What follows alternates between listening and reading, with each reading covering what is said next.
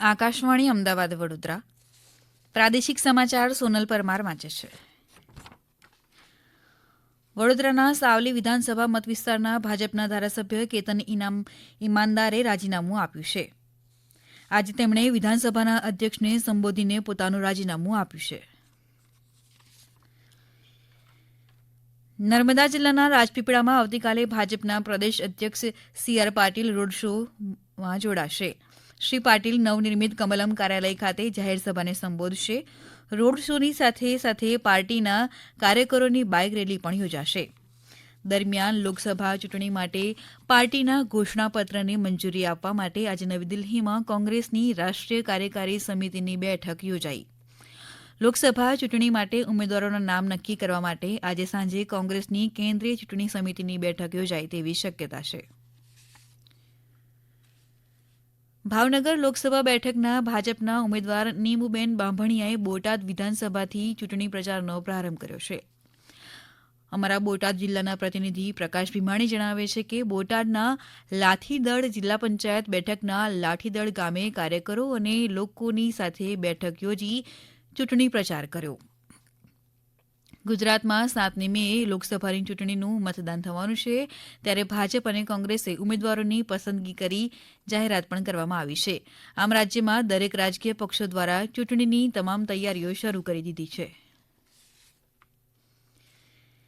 મહેસાણા જિલ્લાની લોકસભાની ચૂંટણી અને વિજાપુર વિધાનસભાની પેટાચૂંટણી જાહેર થયા બાદ આદર્શ આચારસંહિતા લાગુ થઈ ગઈ છે.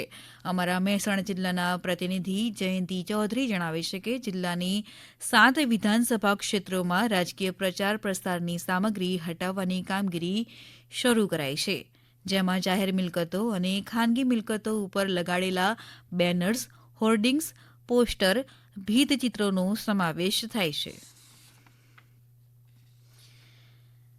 આજે વહેલી સવારે અમદાવાદના અસલાલી હાઇવે પર અકસ્માતમાં વાહન ચાલકનું ઘટના સ્થળ પર જ મૃત્યુ નીપજ્યું છે.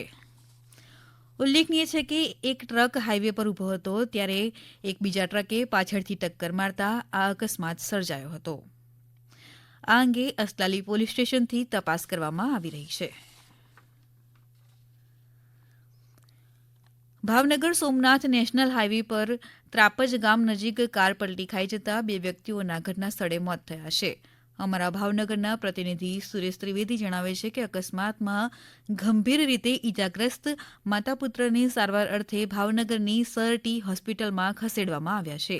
ભરૂચ જિલ્લામાં રહેતો પરિવાર ખોડિયાર મંદિરથી ભરૂચ તરફ પરત ફરી રહ્યો હતો ત્યારે ચાલકે વાહન પરનો કાબુ ગુમાવતા કાર પલટી ખાઈ ખેતરમાં ખાબકી જતા અકસ્માત સર્જાયો હતો. હોળી પર લાખો ભક્તો પગપાળા ડાકોર પદયાત્રા કરતા હોય છે. તેને ધ્યાનમાં રાખીને આ પદયાત્રાના રૂટ પર પદયાત્રીઓ સાથે કોઈપણ અકસ્માત ના થાય તે માટે અમદાવાદ પોલીસે જાહેરનામું બહાર પાડ્યું છે. જશોદાનગર 4 રસ્તાથી વિંઝોલ 4 રસ્તા સુધી જતો એક તરફનો રોડ તમામ પ્રકારના વાહન વ્યવહાર માટે બંધ કરાયો છે. જશોદાનગર 4 રસ્તાથી વિંઝોલ 4 રસ્તા સુધી જતો બીજી સાઇડ રોડ પરથી અવરજવર ચાલુ રહેશે, જ્યારે વિંઝોલ 4 રસ્તાથી જશોદાનગર 4 રસ્તા તરફ જતા તમામ વાહનો રિંગ રોડ પર બંને તરફ ડાયવર્ટ થઈ એક્સપ્રેસ હાઇવે તરફ તથા નારોલ સર્કલ તરફ અવરજવર કરી શકશે. ઉલ્લેખનીય છે કે 26 માર્ચ સુધી એક સાઇડનો રોડ બંધ રહેશે. દાદરા અને નગર હવેલી અને દમણ અને દીવના શિક્ષણ વિભાગના માર્ગદર્શન હેઠળ સમગ્ર શિક્ષા દ્વારા દીવ ખાતે અદૃશ્ય વિકલાંગતા ઉપર વિશેષ ધ્યાન કેન્દ્રિત કરતો એક વ્યાપક તાલીમ કાર્યક્રમ યોજાઈ ગયો. અમારા દીવના પ્રતિનિધિ ભારતી રાવલ જણાવે છે કે આ પહેલનો હેતુ વિવિધ વિકલાંગતા ધરાવતા વિદ્યાર્થીઓની જરૂરિયાતોને પૂરી કરવામાં શિક્ષકોની સમજ અને કૌશલ્યને વધારવાનો છે. આ તાલીમ કાર્યક્રમમાં લગભગ 124 શિક્ષકોએ સક્રિયપણે ભાગ લીધો હતો. કચ્છના બન્ની વિસ્તારમાં ઘાસિયા મેદાનમાં ઓચિંતા આગ લાગતા ભારે અફરાતફરીનો માહોલ સર્જાયો હતો. આગ વિકરાળ થતાં સ્થાનિક લોકોમાં ચિંતા અને ગભરાટનો માહોલ સર્જાયો હતો. 36 કલાક બાદ આગ પર કાબૂ મેળવાયો હતો. 6 જેટલા ફાયર ફાઇટર દ્વારા આગ પર કાબૂ મેળવવાની કામગીરી કરવામાં આવી હતી.